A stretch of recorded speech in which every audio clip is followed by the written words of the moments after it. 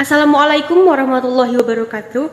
Halo Sobat Tigi, saya Helda Putri Aryana dengan NPM 1042202. Saya dari kelas C1 Akuntansi.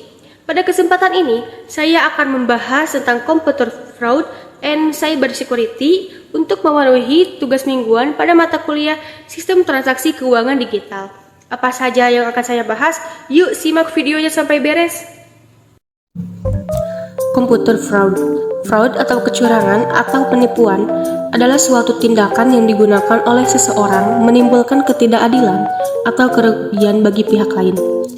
Computer fraud adalah perbuatan melawan hukum yang dilakukan memakai komputer sebagai sarana atau alat untuk komputer sebagai objek, baik untuk memperoleh keuntungan ataupun tidak, dengan merugikan pihak lain.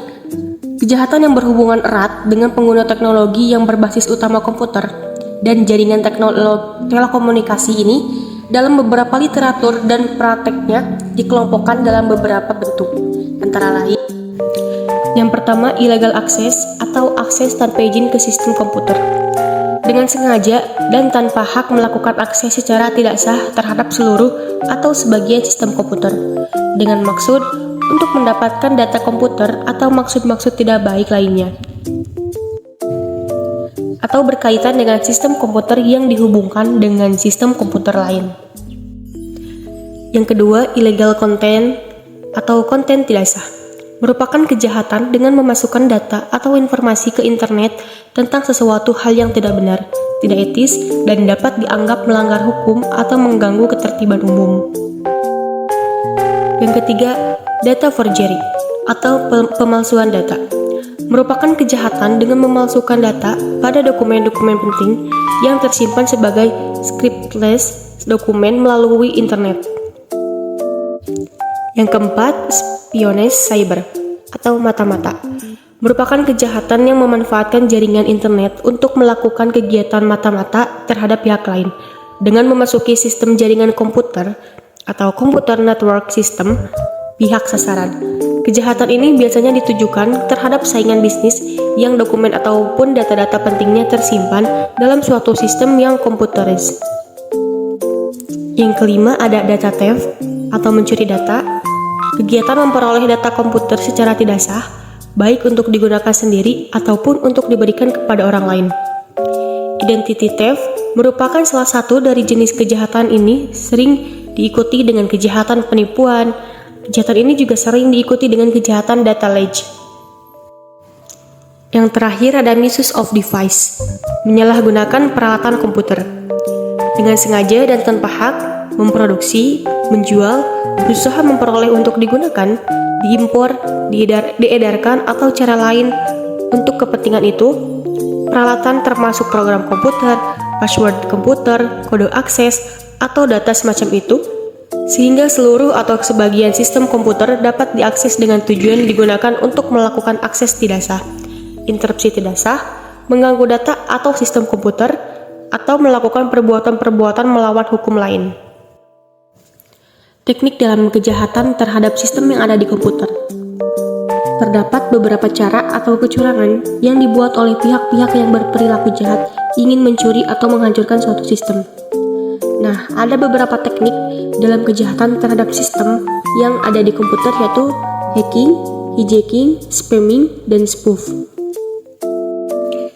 Di mana hacking adalah seseorang yang mengakses secara tidak sah, memodifikasi data milik orang lain atau data sistem perusahaan. Sedangkan hijacking yaitu kegiatan memasuki sistem dengan sistem lainnya yang dijalankan oleh seseorang. Dan spamming adalah pengiriman email yang tidak penting ke suatu akun, yang mana hal ini mengakibatkan terganggunya suatu sistem informasi di dalamnya.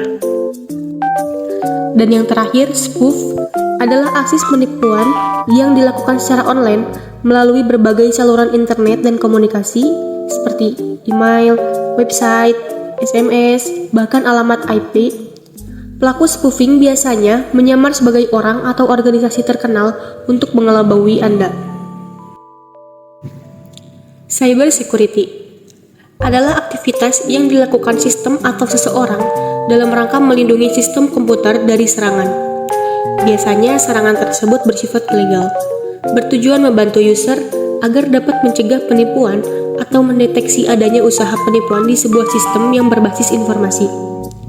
Informasinya sendiri memiliki arti non-fisik. Keamanan cyber merupakan tulang punggung dari era baru yang berkembang di Indonesia, yaitu era kreatif, era digital, dan era inovasi. Konsep cyber security. Yang pertama, ada confidentiality, yaitu kerahasiaan. Maksudnya adalah membatasi akses dan hanya diperuntukkan orang-orang tertentu. Hal ini penting dilakukan agar di kemudian hari tidak terjadi kebocoran data. Misal, hanya orang-orang tertentu yang bisa mengakses laporan keuangan, sedangkan yang lainnya tidak. Yang kedua, integrity, yaitu integritas. Menyampaikan informasi yang benar, tepat, dan akurat kepada publik. Selain menyimpan informasi, perusahaan perlu menjaga data yang dimiliki pengguna. Jangan sampai hal tersebut bocor ke pihak-pihak yang tidak berkepentingan. Dan yang terakhir ada availability, yaitu ketersediaan. Jangan sampai pelanggan kecewa dengan sistem yang ada atau perusahaan miliki. Misal perusahaan berbasis aplikasi keuangan. Tiba-tiba aplikasi keuangan sedang macet dan tidak tertangani dalam rukun waktu tertentu. Jenis-jenis cyber security. Yang pertama ada cloud security. Pencurian data bisa terjadi kapan saja. Maka untuk menghindarinya, perlu adanya keamanan cyber yang baik. Salah satunya menggunakan cloud security. Aktivitas ini meliputi layanan, teknologi, hingga kebijakan yang berhubungan dengan cloud security. Yang kedua, network security. Jika lalu lintas data semakin tinggi, pengguna semakin banyak. Ada baiknya meningkatkan keamanan jaringan network security. Fungsi dari network security sangat penting bagi perusahaan bisnis. Sebab ini berguna untuk melindungi aset perusahaan dan juga jaringan lalu lintas data. Dan yang terakhir, application security. Saat ini telah banyak bisnis yang mengandalkan aplikasi untuk bisnis. Hal ini dilakukan untuk mempermudah pelanggan dalam mengakses produk. Namun demikian, perlu diwaspadai terhadap cybercrime. Untuk menghadapinya, biasakan menggunakan cara seperti autentifikasi. Jenis-jenis ancaman cyber security. Yang pertama, cybercrime. Manipulasi data. Transaksi data secara ilegal hingga perusakan pada sistem komputer. Ini adalah jenis kejahatan yang disebut sebagai cybercrime. Selain ingin menimbulkan kekacauan pada sistem komputer, biasanya juga ingin mencari keuntungan berupa materi. Yang kedua, cyber attack. Hampir sejenis apa yang disebut dengan cybercrime. Cyber attack ini biasanya terjadi kepada perusahaan dengan nama besar atau ada kepentingan politik. Tujuannya hampir sama, yaitu menciptakan kerusuhan atau mencari keuntungan. Namun, yang paling berbahaya adalah mencuri data. Dan yang terakhir ada cyber teroris. Jika serangan cyber sampai menimbulkan ketakutan yang amat akut, bahkan menciptakan kepanikan massal, hal itu disebut dengan cyber teroris. Pola yang dilakukan pun serupa, memberi ketakutan sehingga publik merasa bingung dan panik. Cyber security pada akuntansi. Ketergantungan yang semakin meningkat dari perusahaan, baik publik maupun perusahaan swasta, terhadap teknologi informasi dan jaringan untuk sistem manajemen keuangan mereka, semakin meningkatkan kerentanan mereka terhadap ancaman cyber. Perlindungan akan aset informasi telah menjadi agenda utama bagi para akuntan dan manajer. Saat ini, audit internal menghadapi kebutuhan untuk beradaptasi mengatasi risiko kritis yang berkaitan dengan keamanan cyber. Untuk menghindari ancaman cyber, setiap organisasi harus menerapkan program keamanan cyber atau strategi keamanan cyber. Cukup sekian materi yang dapat saya sampaikan. Mudah-mudahan bermanfaat bagi kita semua. Wassalamualaikum warahmatullahi wabarakatuh. See you.